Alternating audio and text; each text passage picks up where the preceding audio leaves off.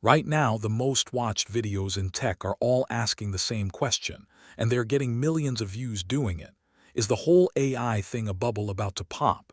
You've seen the thumbnails, the crash, the red arrows, the panic.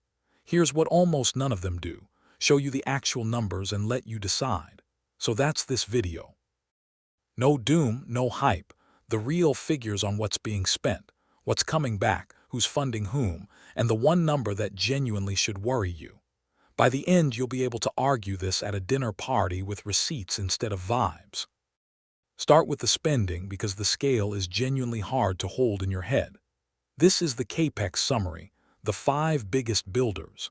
Amazon around $200 billion this year, Alphabet 175 to 185, Meta over 115, Microsoft 120 plus, Oracle 50. Add it up and you're between $660 and $690 billion in a single year on AI data centers and chips. To frame that, these companies used to spend 10 to 15% of their revenue on CAPEX. Now, it's 45 to 57%. Nearly half of every dollar they take in is going into the ground as compute. That is not a normal capital cycle. That's a bet the company posture 5 times over. So the fair question is, what's coming back? And the bulls have a real answer here. This isn't .com, where companies burned money for eyeballs. Nvidia just did about $81 billion in a single quarter, data center revenue up 92% year over year. Microsoft's Azure AI is at a $37 billion run rate, up 123%. Google Cloud, roughly $80 billion annualized. That's real revenue growing fast from profitable companies. When bulls say, "What bubble?" this chart is what they're pointing at. The money going in is producing money coming out. But hold the two numbers next to each other, and the tension appears. Nearly $700 billion a year going in, tens of billions in AI-specific revenue coming out. Bain ran the math on what it would take to actually justify the trajectory. Roughly $500 billion of annual spend needs to generate about $2 trillion of revenue to pay off, a 4 times return that, in their words, has not yet been demonstrated at scale. So the spending assumes a payoff that doesn't exist yet. That's not automatically a bubble. Every railroad and every fiber network was built ahead of the revenue too. But it means the entire thing rests on a forecast, and the gap between the spend and the return is the widest it has ever been. Now the part that made Michael Burry, the big short guy, start shorting again, and it's the strongest bear argument. Look at how the money moves. Nvidia sells chips to the clouds. The clouds rent compute to OpenAI and Anthropic. Nvidia and the clouds also invest in OpenAI and Anthropic. OpenAI commits to spending on the clouds. It's a circle. Burry's word for it on screen here is blunt. He says this circular funding could later look like, quote, a picture of fraud, not a flywheel. When the same dollars loop between a small group of players, revenue can look real while actually being the same capital making laps. That's the accusation.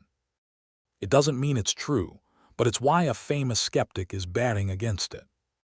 Burry's second point is nerdier, but it's the one that should actually bother you, because it's an accounting choice, not an opinion.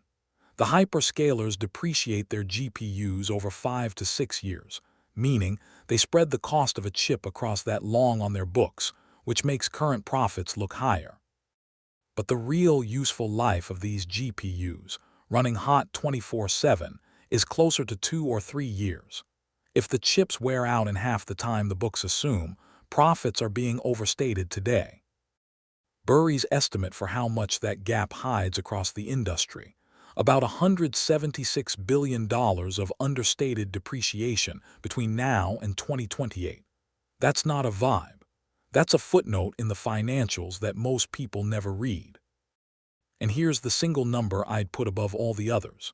The 4 biggest U.S. cloud providers are sitting on about $2.1 trillion of revenue backlog, future contracted business. Sounds fantastic until you see the concentration. Roughly half of it, over $1 trillion, is owed by just 2 companies, OpenAI and Anthropic. 2 AI startups, both burning cash, both deeply free cash flow negative, are underwriting half the future revenue of the entire cloud build-out. So the trillion-dollar bet on compute rests on a trillion-dollar promise from two customers who don't yet make money. If either one stumbles, the demand side of this whole thing develops a crack you could drive a data center through. If you want to know whether the market believes this, don't watch the AI companies, watch the picks and shovels layer. This week, SK Hynix, Nvidia's biggest memory supplier, had a trillion-dollar debut on Wall Street on a surge in demand for AI memory chips. When the company that sells the RAM that goes into the servers becomes a trillion-dollar business, that's the market pricing in years more of this build-out. Bulls read that as validation. The whole supply chain is minting money, therefore it's real. Bears read the exact same headline as the top. When the memory supplier is worth $1 trillion, we are very late in the cycle. Same fact, opposite conclusion. That's this entire debate in one headline. And that's the thing almost no one covering this will admit. The bulls and the bears are looking at identical numbers. Same capex figures, same revenue growth, same backlog, same depreciation schedules. They agree on every fact and disagree completely on what it means because the facts don't contain the answer. The answer depends on one thing no spreadsheet has: whether the demand for AI compute keeps compounding or plateaus. If it compounds, this is the smartest infrastructure bet in history, and the skeptics look like the people who doubted the internet in 1999. If it plateaus, this is the biggest capital misallocation ever recorded. The numbers can't tell you which. Anyone selling you certainty in either direction is selling you a thumbnail. So where do I actually land? Two things can be true at once, and I think they are. 1. The technology is real, the revenue is real, and the long-run bet on AI compute is probably right. 2. The current level of spending has almost certainly gotten ahead of the near-term reality, and some of these players are going to get hurt badly when the timelines slip. That's not a contradiction, that's exactly what happened with the internet. The internet was not a bubble. Pets.com was. Both were true in 1999, and the people who understood that real technology, insane valuations, sort out which is which are the ones who came out fine. So don't ask, is AI a bubble? Ask which specific companies are priced for a future that isn't going to arrive on schedule. That question has answers. The bubble question doesn't. That's the debate with the receipts in your hand instead of a doom thumbnail. The numbers are real, the disagreement is honest, and the one thing to watch is whether OpenAI and Anthropic can grow into that trillion-dollar promise. If the story cracks, it cracks there first and the follow-up lands here. What's your read, railroad or bubble? The comments are open and a human is reading. Subscribe for the next one.